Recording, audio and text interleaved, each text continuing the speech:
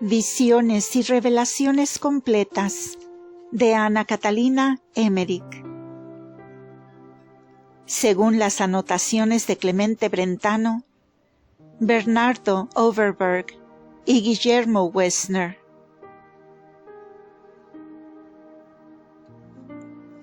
Tomo 3. Libro 1. Visiones de la vida de Jesucristo y de su Madre Santísima. Continuación. Época quinta. Desde la segunda fiesta de los tabernáculos hasta la primera conversión de la Magdalena. Jesús en Ainón. María de Sufán. Desde Jotbeja fue Jesús, a través de Sucot, hasta Ainón.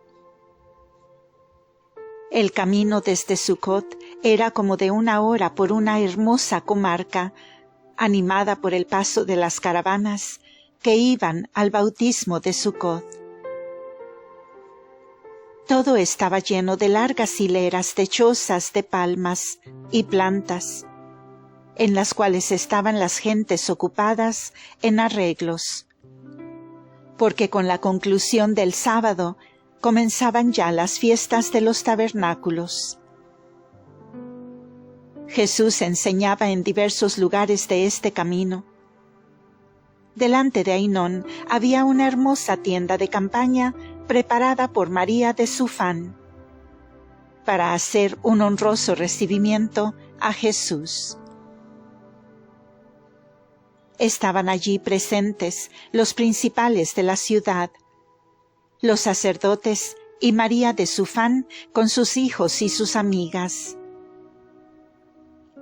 Los hombres lavaron los pies a Jesús y a sus discípulos, y les presentaron una bebida y un alimento más delicado que el de costumbre.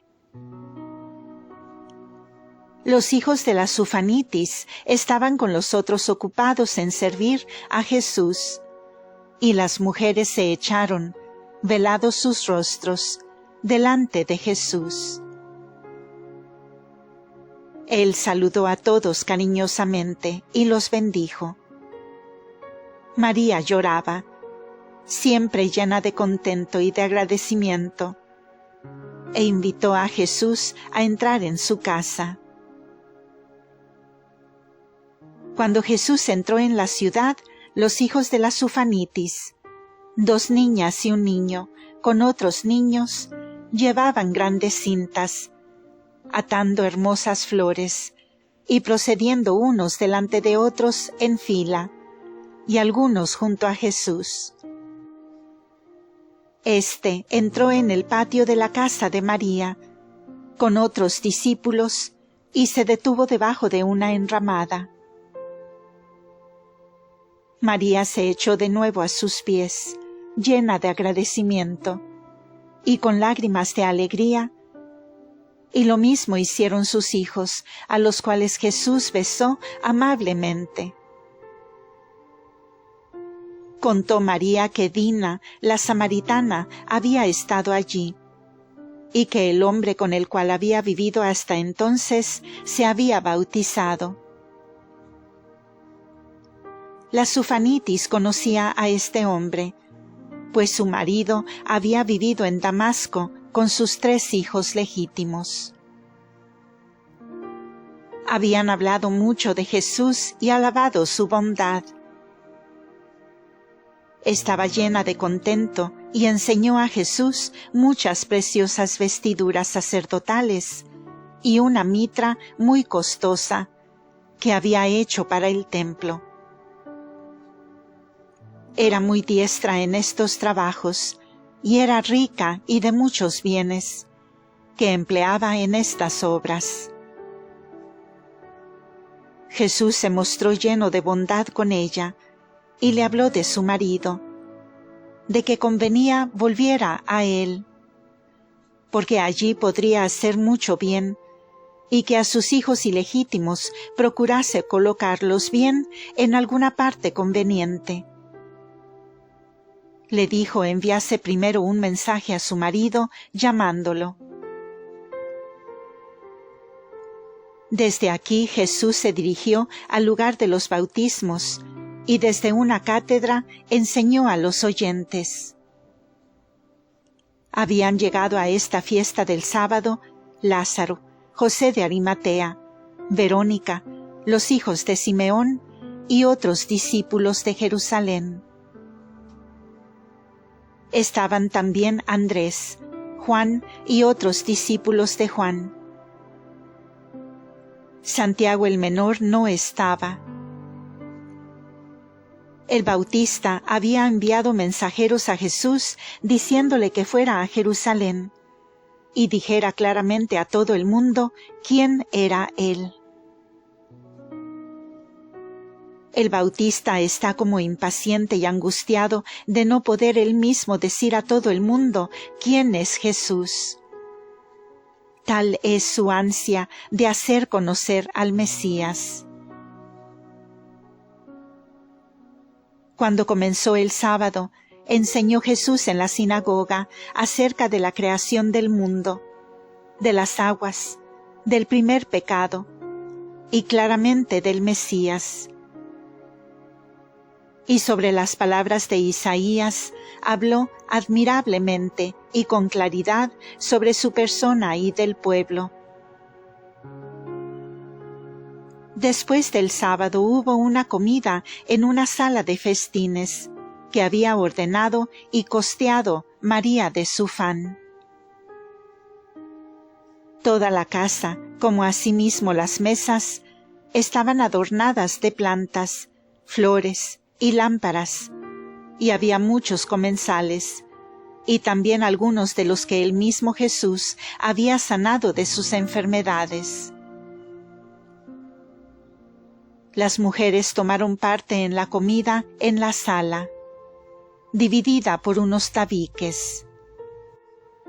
La Sufanitis llegó en medio de la comida, y entrando con sus hijos, depositó hierbas muy costosas y perfumes sobre la mesa, y derramó perfumes sobre la cabeza de Jesús, y se echó luego a sus pies. Jesús se mostró muy amable y contó parábolas. Ninguno de los presentes reprochó la acción de la mujer. Todos la querían bien a causa de la mucha caridad que tenía a los pobres. Jesús sanó en la mañana a muchos enfermos. Enseñó en la sinagoga y en lugares públicos, donde se juntaron los paganos que habían recibido el bautismo y otros que iban para recibirlo a Ainón.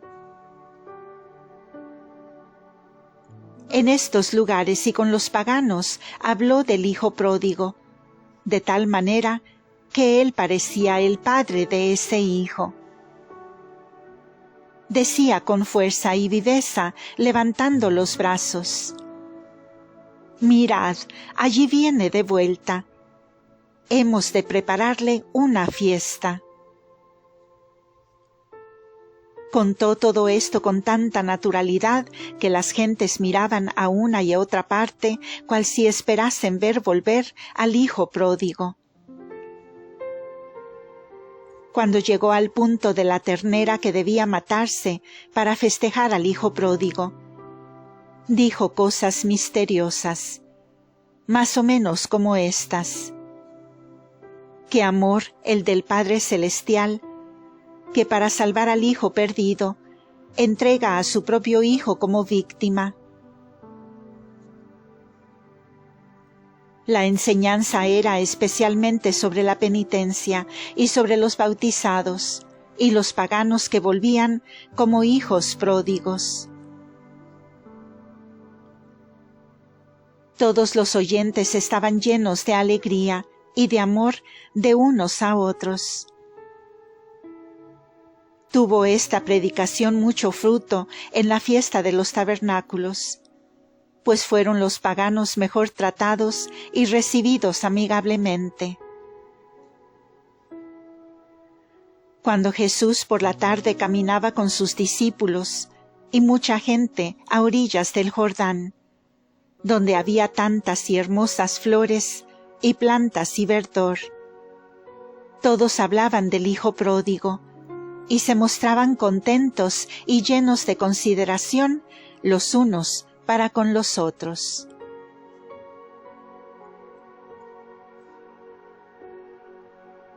La fiesta de los tabernáculos. Se hizo la conclusión del sábado antes de lo acostumbrado. Jesús enseñó y luego sanó a muchos enfermos. Después todos se dirigieron fuera de la ciudad, aunque aún se podía considerar parte de la misma, pues todo estaba lleno de jardines, parques y lugares de recreo. Había allí una gran fiesta en 3 hileras de chozas y pabellones, adornados con plantas, árboles, flores y toda clase de figuras, cintas y muchas lámparas. En las hileras del medio estaba sentado Jesús con sus discípulos. Los sacerdotes y los principales de la ciudad, en diversos grupos.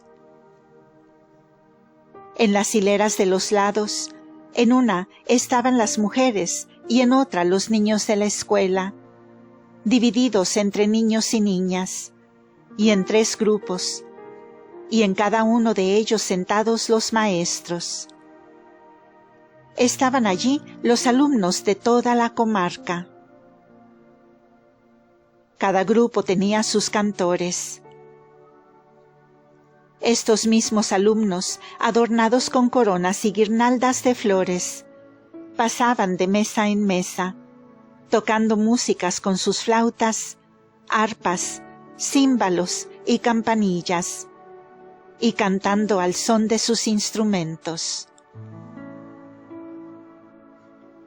He visto que los hombres tenían en sus manos ramas de palmas, donde había pequeños brotes, y mimbres, y sauces, con hojas delgadas y ramas de un árbol que entre nosotros se cultiva en tarros, el mirto. En la otra mano tenían las hermosas manzanas de esrog. Movían estas ramas y cantaban al mismo tiempo. Hacían esto al principio, a la mitad de la fiesta y a la conclusión. Esta planta no crece en la Palestina, sino que viene de otros países más calurosos. Se ve en algunas regiones cálidas de Palestina, pero no se desarrolla con fuerza. Ellos la recibían de las caravanas que venían de países más cálidos. Es una fruta amarilla como un melón pequeño. Tiene arriba una pequeña corona y es plana, con nerviaciones.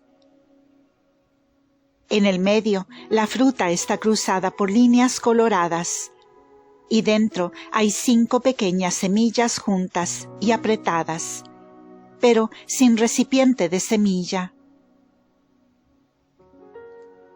El tallo es algo doblado, y la flor blanca, en forma de una rama, como entre nosotros la lila. Las ramas se inclinan hacia la tierra por el peso de las hojas gruesas y echan raíces en el suelo, dando origen a nuevos árboles, de modo que forman enramadas. Los frutos están entre las hojas. También los paganos tuvieron parte en esta fiesta. Tenían sus chozas, y los paganos bautizados muy cerca de las de los judíos. Fueron tratados amigablemente por los judíos. Todo estaba aún lleno de las impresiones sobre la parábola del hijo pródigo. La comida duró hasta muy entrada la noche. Jesús iba y venía por las mesas, enseñando y exhortando. Y donde veía que faltaba algo, lo hacía traer por sus discípulos. Era un movimiento indecible y alegre en toda la comarca, interrumpido por la oración y el canto.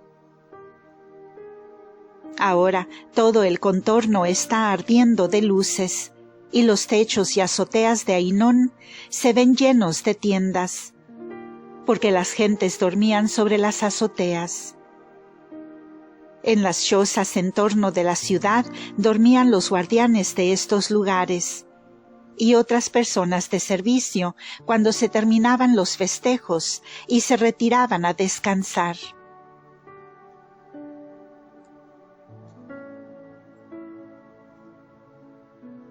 Las confesiones judaicas.